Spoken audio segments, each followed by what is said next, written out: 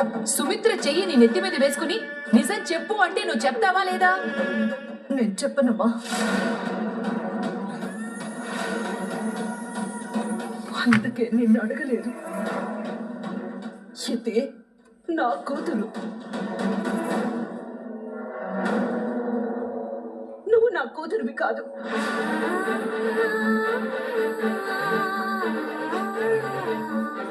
నా కూతురు కాబట్టి తన మీద చేయి పెట్టుకోగానే నిజం చెప్పేసింది.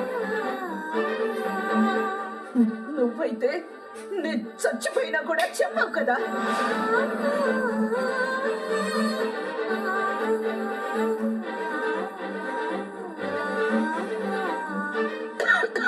నీకేం కాదు సుమిత్ర.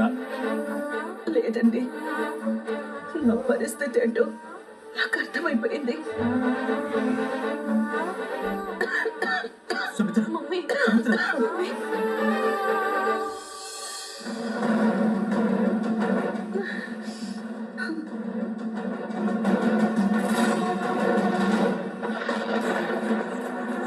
అమ్మా, మమ్మీ, సుమిత్ర, సుమిత్ర సుమిత్ర.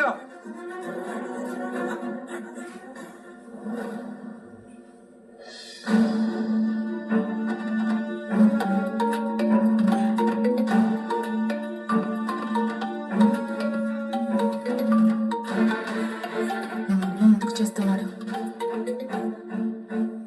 పౌరుషంగా వెళ్ళిపోయావు కదా, మళ్ళీ ఎందుకు ఫోన్ చేస్తున్నావు? నీకు సంబంధించి ఇంట్లో ఏమైనా ఉండిపోయాయా? అవును, అందుకే ఫోన్ చేశాను. బ్యాగ్ రెడీగానే ఉంది, వచ్చి తీసుకెళ్ళు. బ్యాగ్ తో పాటు నువ్వు కూడా రెడీగా ఉన్నావు. ఎందుకు? మనం విడిగా ఉందాం. ఇప్పుడు అలాగే కదా ఉన్నాం. మనం వేరే ఇంట్లో ఉందాం. మన ఇద్దరం ఒకే ఇంట్లో ఉండలేం కాసి. నేను ఒక ఇల్లు రెంట్కి తీసుకుంటాను. నిన్ను బాగా చూసుకుంటాను. అరే దిల్లు,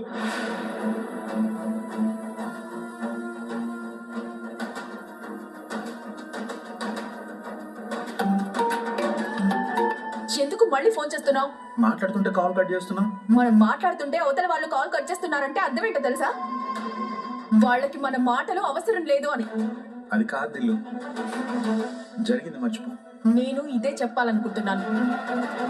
జరిగింది మర్చిపో, మన పెళ్లితో సహా. చిన్న గొడవను పెద్ద చేయికి స్వప్న. ఇది నీకు చిన్న గొడవ అనిపిస్తే నువ్వు ఏ స్థాయి తప్పులు చేయడానికి సిద్ధపడ్డావో అర్థమవుతుంది. మనం ప్రశాంతంగా బతుకుదాం. నేను ఇప్పుడు ఆ పని చేస్తున్నాను. మనకు ఇల్లు కొంటాను. ఎవరిని మోసం చేసి? మనం బిజినెస్ స్టార్ట్ చేద్దాం. ఈసారి నన్ను జైలుకి పంపిస్తావా? నువ్వెవరో చెప్పిన మాటలకి ఇన్ఫ్లుయెన్స్ అవ్వకు దిల్లు. నువ్వు మాట్లాడుతుంటే అదే అనిపిస్తుంది. మనం ప్రేమించి పెళ్లి చేసుకున్నాం. నా జీవితంలో నేను ఆలోచించకుండా చేసిన అతి పెద్ద తప్పు అదే. నేను ఒకసారి నిన్ను కలవాలి. ఇంటికి రావద్దు. సరే బయటికి రా. నేను రాను. విడిపోవడం అంటే నష్టం ఇద్దరికీ ఉంటుంది. నాకు ఆల్రెడీ జరిగిందిగా.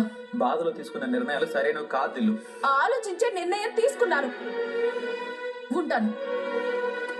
అరే దిల్లు, ఛే, మరి ఇంత పొగరేంటి? నువ్వు ఎలా రావో నేను చూస్తాను. నువ్వు ఎప్పటికైనా నన్ను వెతుక్కుంటూ రావాల్సిందే.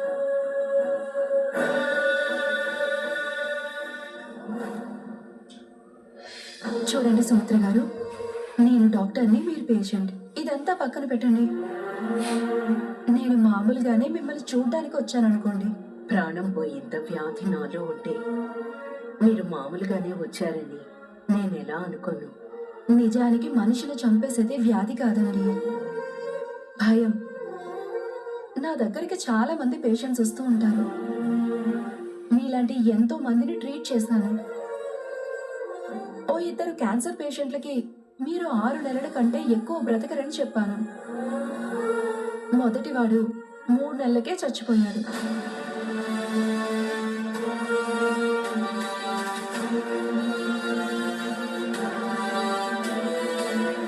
కానీ రెండోవాడు 6 సంవత్సరాలు బ్రతికాడు.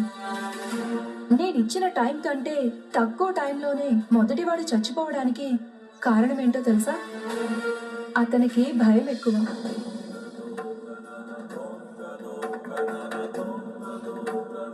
నేను చచ్చిపోతానేమోనన్న భయంతోనే అతను తొందరగా చచ్చిపోయాడు. కానీ రెండో అతనికి ధైర్యం ఉంది. ఏదో రోజు ఎలాగో చచ్చిపోవాలి, ప్రతిరోజు ఎందుకు చస్తూ బ్రతకడం అని భయాన్ని వదిలేసి బ్రతకడం మొదలుపెట్టాడు. అతని ధైర్యమే అతన్ని 6 ఏళ్లు బ్రతికించింది. ఇప్పుడు మీరు చేయాల్సింది కూడా అదే సుమిత్ర గారు.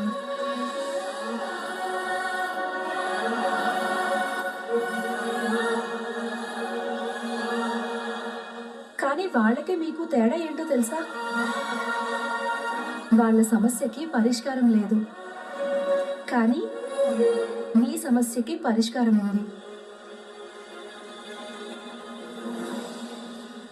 అవునండి, మీ సమస్యకి పరిష్కారం ఉంది. పరిష్కారం ఎవరో కాదు, మీ కూతురే.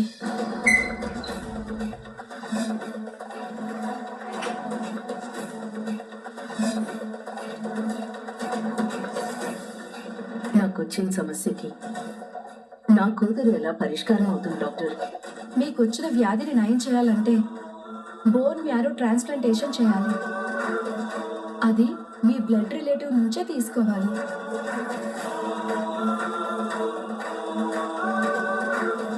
మీకున్న ఒకే ఒక్క రక్త సంబంధీకురాలు మీ కన్న కూతురు.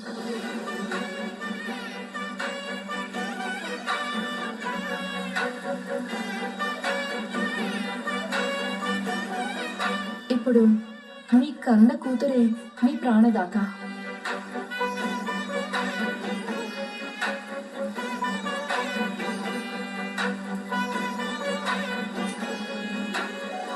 యాక్చువల్గా ఈ రోజు మిమ్మల్ని హాస్పిటల్లో అడ్మిట్ చేయాలి, కానీ ఇంతవరకు ఈ నిజం మీకు చెప్పకపోవడం వల్ల 1 డే డిలే అయింది. అంటే ఈ రోజు నేను హాస్పిటల్లో అడ్మిట్ అవ్వాలా? దానికంటే ముందు మీ అమ్మాయి జోష్నకి కొన్ని మెడికల్ టెస్ట్లు చేయాలండి.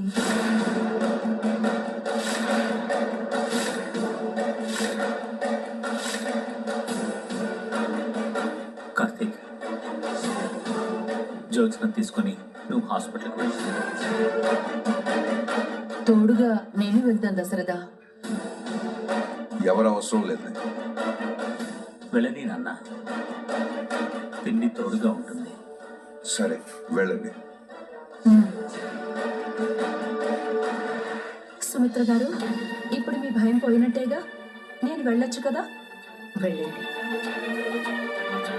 మీకు మాట చెప్పనా? మనం 100 ఏళ్ళు చల్లగా ఉండాలని కోరుకునే మనుషులు మనతో ఉన్నంత వరకు మనకేం కాదు.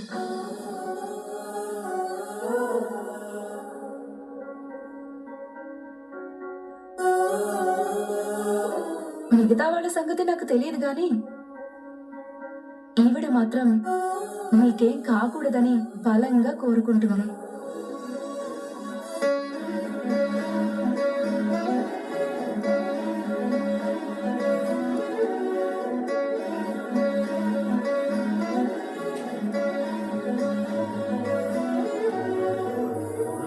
ఎందుకు కోరుకోదు?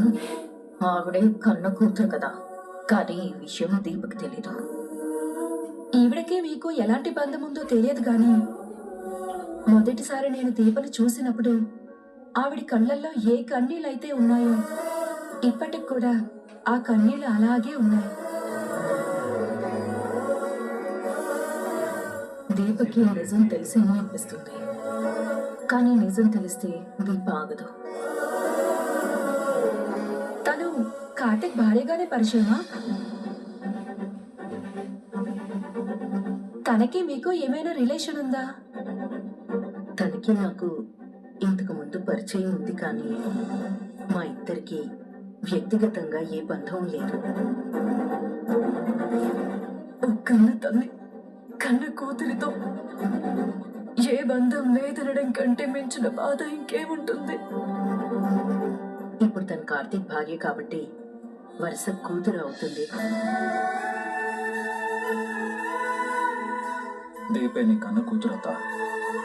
ఇది ఇంకెన్నాళ్ళు దాచలేను. నిజం చెప్పే టైం వచ్చేసింది. అయితే మీకిద్దరు కూతుళ్ళన్నమాట. ఇంకా మీరేం కంగారు పడాల్సిన అవసరం లేదు. మీ ఇద్దరి కూతుళ్ళే మిమ్మల్ని కాపాడుకుంటారు. నేను వెళ్తానండి. మీరు ఎప్పుడు అడ్మిట్ అవ్వాలో చెప్తాను. కార్తిక్, మీరు జోష్ని తీసుకుని హాస్పిటల్కి రండి. అలాగే డాక్టర్. వస్తానండి.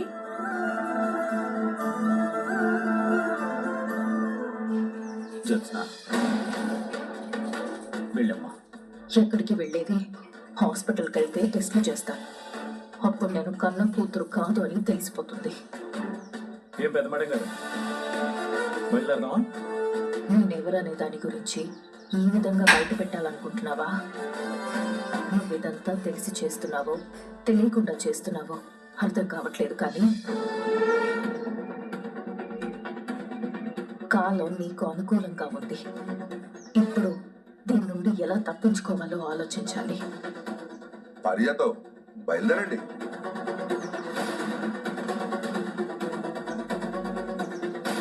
నేను చేసిన పాపం బయటపడే రోజు వచ్చింది. సుమిత్రకి ఏమవుతుందో తెలియదు కానీ నేను చచ్చేలా ఉన్నాను. రండి పెద్ద మేడం గారు. కార్తీక్, ఒక్క నిమిషం ఆగరా.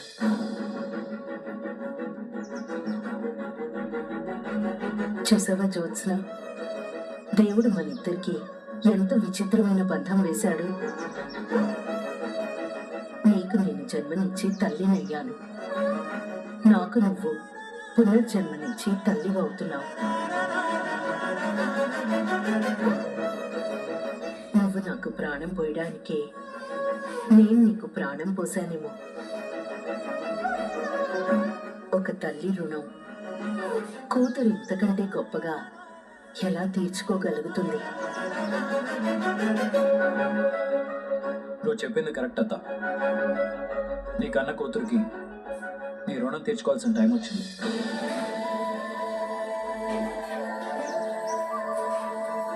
నీ కన్న కూతురు గురించి అందరూ చాలా గొప్పగా చెప్పుకుంటారు.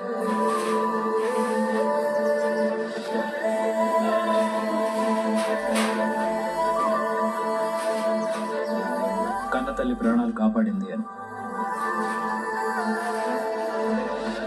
బావ మాటల్లో నిజం ఉందో వెటకారం ఉందో అర్థం కావట్లేదు. నిజం బయటపడితే అందరూ నా గురించి చాలా బాగా చెప్పుకుంటారు. పెద్ద మేడం గారు రండి. ఒక్క నిమిషం బాబా, నువ్వు కార్ దగ్గర వెయిట్ చేయి, నేను ఇప్పుడే వస్తాను.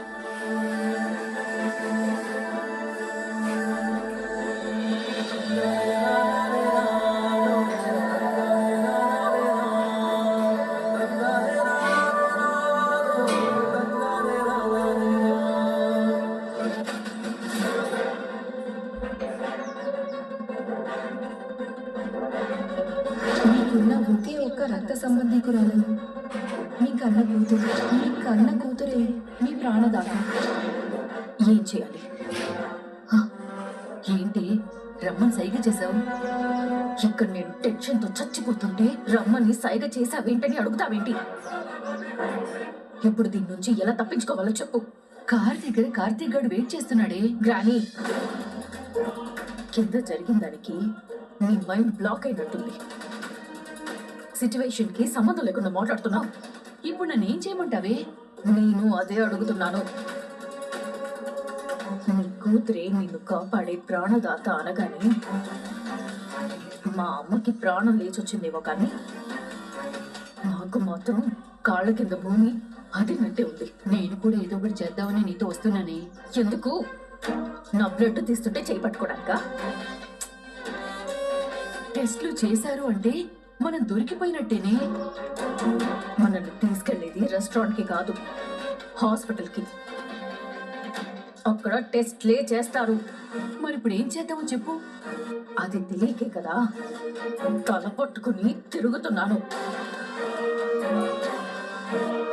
వెళ్ళకుండా అయితే తప్పించుకోవడం కష్టం. అక్కడికి వెళ్ళిన తర్వాత కూడా తప్పించుకోవడం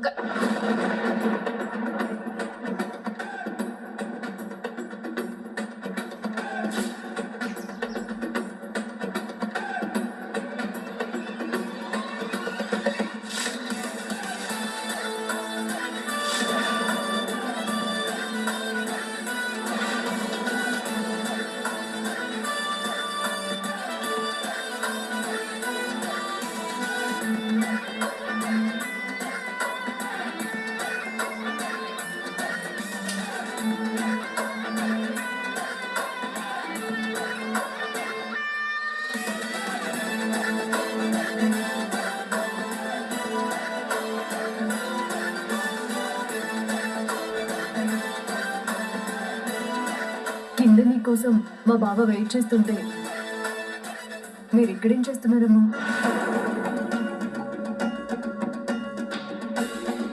దేనికో ఇద్దరు బాగా కంగారు పడుతున్నట్టున్నారు. మేమెందుకు కంగారు పడతాం? చూస్తుంటే ఇది కంగారు పడుతున్నట్టుగా లేదు, భయపడుతున్నట్టుగా ఉంది.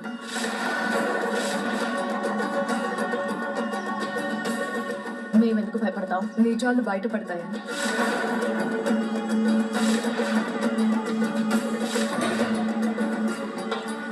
బయటపడకూడదని ఎంత జాగ్రత్త పడితే మాత్రం బయటపడాల్సిన టైం వచ్చినప్పుడు నిజాలు బయటపడకుండా ఉంటాయా అమ్మా? అర్థం లేకుండా మాట్లాడకు. ఏ నిజాలు బయటపడతాయి? మీరేమనుకుంటున్నారు? మేమేమనుకుంటాం? ఏమీ అనుకోకపోతే ఎందుకు ఇంత ఇబ్బంది పడుతున్నారు? నిజాలేవో బయటపడతాయన్నావు కదా. పడ్డాయి కదా అమ్మాయి గారు, మీరే బయట పెట్టారు కదా.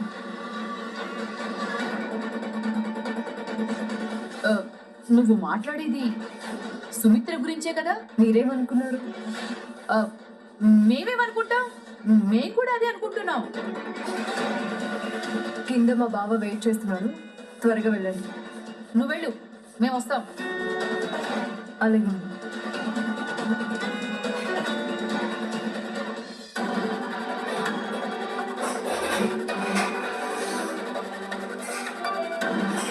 అమ్మాయి గారు, మీరు జాగ్రత్త. ఎందుకు? తల్లిని కాపాడుకోవడం కూతురి బాధ్యత. సుమిత్ర గారి ఏకైక కూతురు మీరే కదా, అందుకే మీరు కొంచెం అమ్మ గురించి భయపడకుండా జాగ్రత్తగా ఉండండి అని చెప్తున్నాను.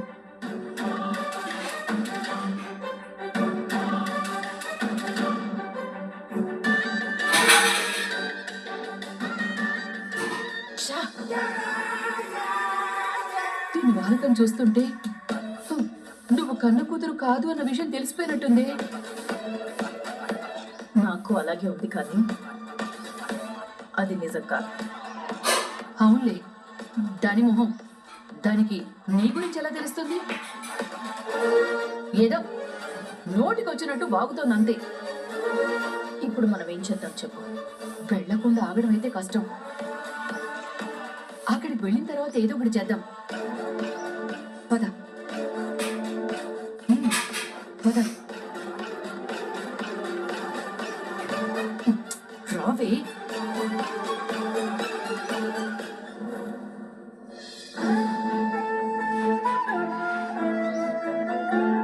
అమ్మ దూరమై నాన్న పడే బాధ కళ్ళారా చూశాను. ఇప్పుడు అన్నయ్య కూడా ఇదే పరిస్థితి వస్తుందా? నాన్నతో ఓసారి మాట్లాడాలి, ధైర్యం చెప్పాలి.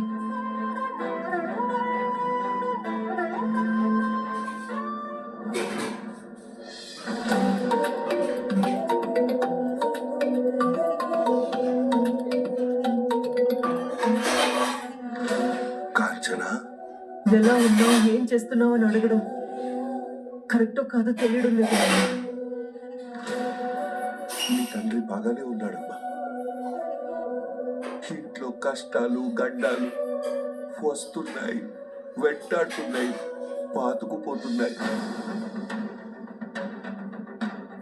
పంతులు గారు ఒకసారి చెప్పారమ్మా, ఈ ఇంటి ఆడబడుచు కన్నీళ్లు శాపంగా మారి ఉండొచ్చని.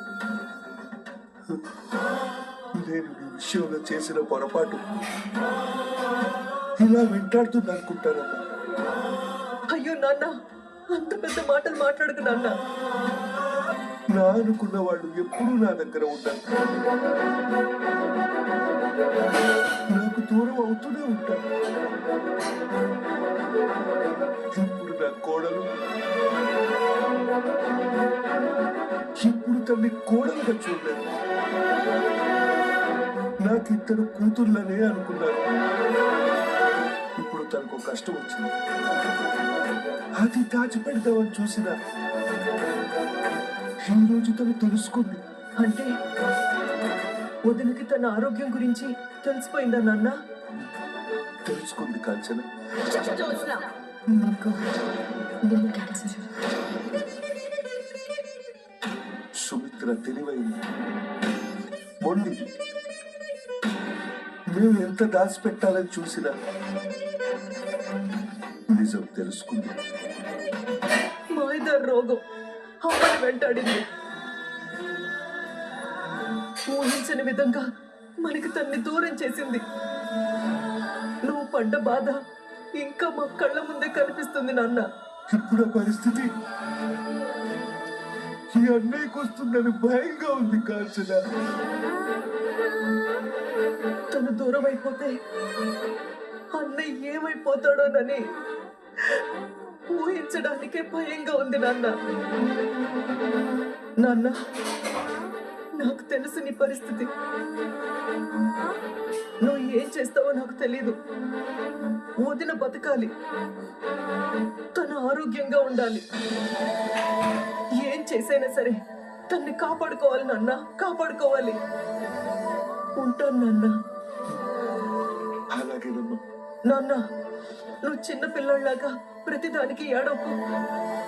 నువ్వు ధైర్యంగా ఉండాలి. ముందుండి మమ్మల్ని నడిపించాలి. ఏం జరగాలో అది చూడు. అసలు నువ్వు ముందు నీ రూమ్ నుంచి బయటికి రా.